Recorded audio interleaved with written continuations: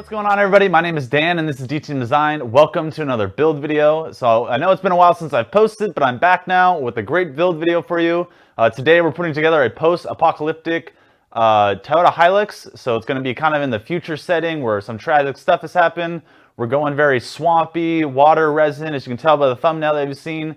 So we're going to get right into this build. So I hope you guys enjoy it, but if you could please leave a comment, like, or subscribe, or even go check out my Instagram for other types of updates on builds, I'd highly appreciate that. But without further ado, let's get right into this video, and I hope you guys enjoy. All right, everybody, so we're going right into this build. I already broke into the boxes. I didn't even get to filming that. I was so anxious to start this one because I've had this idea for quite a while.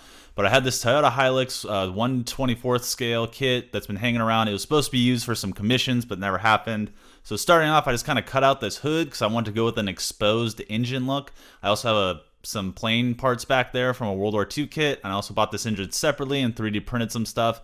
So I'm just going to be kind of kit bashing this. I don't really have a plan. I just kind of have a general idea in my head of what I want it to look like and a few features I want to add. So I started going ahead and putting together this little biplane. I don't know if it's a biplane engine or what engine it exactly is, but put it together, and it just, you know, had a cool look to it. But I realized pretty close in that I'm going to need some more sets. So I bought the Back to the Future 3 set and a Razor Crest ship. Because, you know, Star Wars always is going to have the best greebling parts, and Back to the Future, it's already a flying car, so I'm going to use it for my flying car and just loot stuff from it. So I went ahead and started putting together the little cockpit for the truck, and just, you know, grabbing some parts, modifying it. I got the engine kind of going, the engine bay, and then also rigging up some lights I want to put into the thing. Lights are always cool and add to a build, so I always like to do that if I can, even if it's complicated and I don't want to deal with it, but sometimes I'll just stick it out and go through with it. Getting some heat shrink here so the LEDs are nice and professionally put together, and, you know, everything's covered up real well. I started going ahead and building this rear engine, and I used the little plate for the bed so it can slide in and out so I can work on it.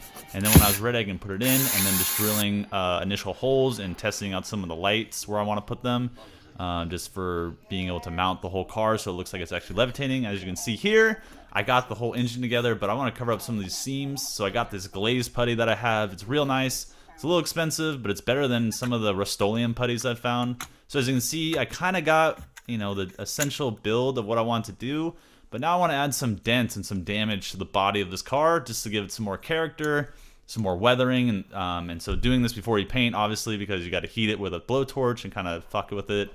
Whoa, sorry. Kind of got to mess with it with a little sculpting tool, and there you go. Kind of see some dents I've added. Now I just go ahead and continue to work on the engine and little parts and back panels. Now I got to remember to keep stuff not glued down yet because I got to run some wirings through the back of this engine for the LEDs and all that. So I kind of just built this panel using one of the guns from the Razor Crest and some tubing that's from like a Lego set. Went ahead and started priming up some of the parts I have. Now you can see that little guy back there, that's a driver. I kind of 3D printed him. If you want to see more on that, my Instagram has a whole little reel breaking down how I painted him and 3D printed him and all that. So then we go ahead and go over to the truck body that I had primed, and then I'm just laying down different shades of brown here and there because obviously I want to have this rust undercoat. And then using the salt method, this helps bring a great rust effect. So you put that down with a little bit of water so it sticks. Spray on your main coat or whatever color you kind of want to do. So there's the finish of that. Take a brush when it's dry, and then look, you got these chipped up rust effects that are really cool. Now I was going to put these heritage stripes on, the Toyota heritage stripes. I was going to airbrush them, but it wasn't coming out opaque enough, so I just started painting them and then starting to hand paint the back of the tailgate there. As you can see, I made a lot of progress. Sorry for not filming every little thing, but it's hard to sometimes when you're just wanting to work. But, you know, I got the Razor Crest engines on there. I'm using the bottom of the Toyota Hilux chassis to kind of fill up the bottom and make it look more realistic. Some more of that Lego tubing and stuff to blend in the wiring. Using the bumper and kind of weaving my own chain through it to make it more realistic. Getting some net, because I want to add some character to this thing. I want it to be apocalyptic, you know, little trinkets he's collected or stuff he uses for his daily life. So I'm going to hang that off the side, off this little brass hook to kind of just give it this very... I don't know, I just thought it was a cool look. You know, I kind of wanted this ocean nautic kind of theme, but also in this truck. So it's kind of a combination of many different automobile kind of things. As you can see, I'm putting the base together here. Laser cut the top, some 45-degree angles on some poplar, glued it together, threw some magnets in there so the bottom lid, so I have access to all the electronics and stuff, and you can switch the batteries once they die. If you happen to be like an owner of this piece, once I'm finished, obviously. Now I went ahead and started making some quickcrete, so I want to have this rubble wall base to kind of support the whole car, and so it's like kind of flying over it, and to hide the piping and the tube that's holding up the car and all that. So I made some wood molds real quick, hot glue gun, and then this pink foam to help kind of shape the top of the wall, so I get this really curved up, messed up thing. Now here's some more engines that I 3D printed. They're from a Star Wars ship, and I had to modify them literal with a car rim at the end and just add the piping a certain way. Now just throwing some primer on them, and then using a dirty wash, just a black, brown, mucky wash to kind of get into the cracks there. Some metallic to dry brush and some other stuff, and just painted them up, give them a pretty thin basic coat, but something that looks realistic. Now here's these walls that I had in those molds that I broke out. As you can see, they're making a perfect little rubble wall from an old existing building. Obviously this is post-apocalyptic, so everything's destroyed. And so here's our base that we made. Now with some rocks and stuff like that. Now I kept the one side piece loose so I can still slide the pipe in there and then glue it all together and mount up the car. I started painting the base, and there we go. I didn't film mounting the car. It was a very stressful part of the build.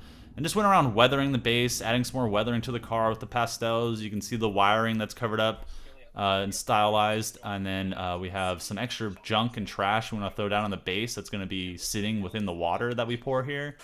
So we're making a resin base out of this. Now, once everything was in there, we had the wiring all set up for the most part, besides fully on wiring. Now, I wanted to add some more nautic stuff to this, so I started making these little buoys to hang off the edge of the boat, like little bumper buoys, like if he was docking up somewhere. And then we got the clear resin out, and we got the thing ready to go, the whole kit.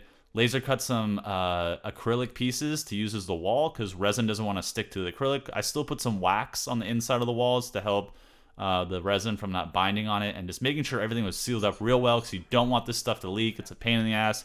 Can ruin a base and just adds a bunch of extra work. So it's a 50-50 mix, super easy. Stirred it up real well. Came along with some pigments and just made it like a nice green, mucky swamp color. Took a few tries and some, trial and error, but we got it. And then we just started slowly pouring it and just hoping the best that there's no leaks and stuff. A little thicker resin than I'm used to working with, but that's fine because it's kind of a little more controlled and stuff.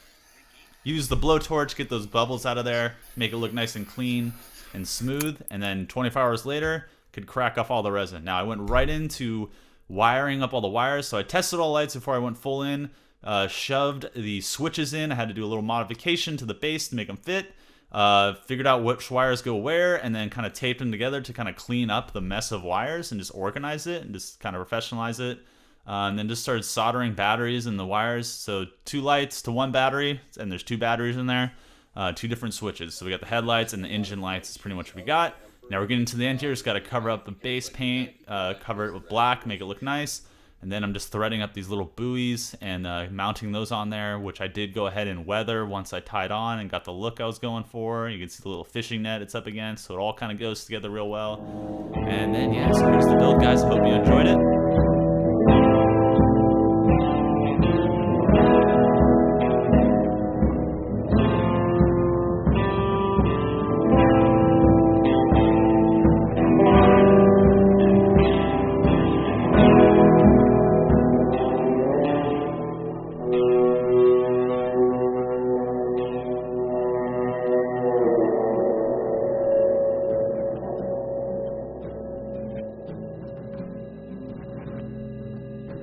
Everybody, so that was the build for the post-apocalyptic Toyota Hilux. I hope you guys enjoyed it. I had a lot of fun putting it together, and I have a lot of fun looking at it now sitting in my office. So if you could please just leave a comment, like, or subscribe on this video, I'd highly appreciate it, and it would go a long way for my channel to grow. And also, if you could just follow me on my Instagram, DTM_design, I'd highly appreciate that also. So I hope you guys have a good day, and I'll see you in my next build video.